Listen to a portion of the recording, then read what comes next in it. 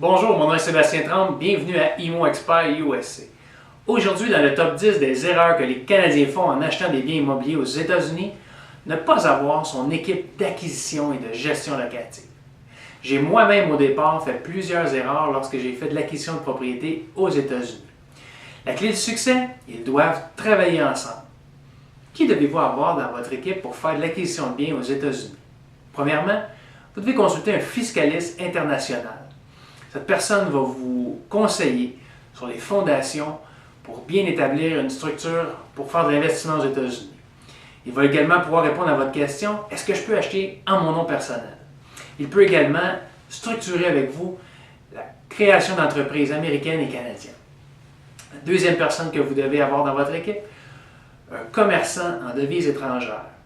Cette personne va faire les transferts d'argent entre le Canada et les États-Unis.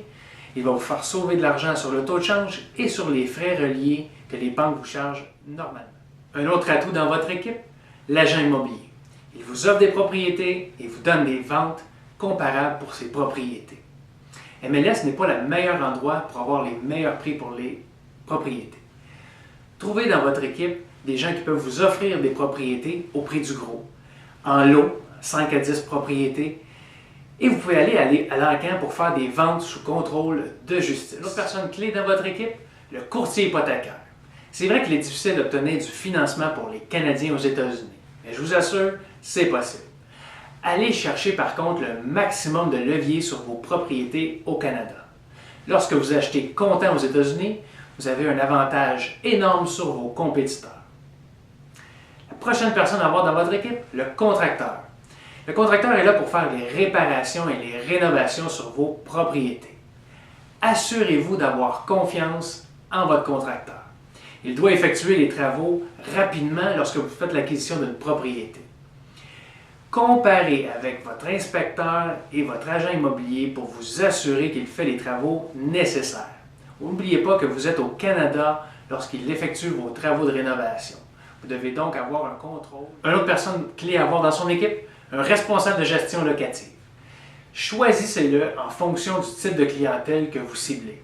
Ne prenez pas un gestionnaire locatif qui travaille dans les blocs appartements si vous investissez dans des maisons. Assurez-vous qu'il fait partie d'une association ou est accrédité.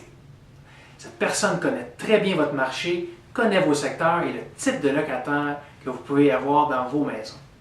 Cette personne va protéger vos intérêts lorsque vous serez absent ou au Canada. Finalement, un mentor. Trouvez-en un qui a déjà passé par là avant vous. Il va vous éviter beaucoup d'erreurs.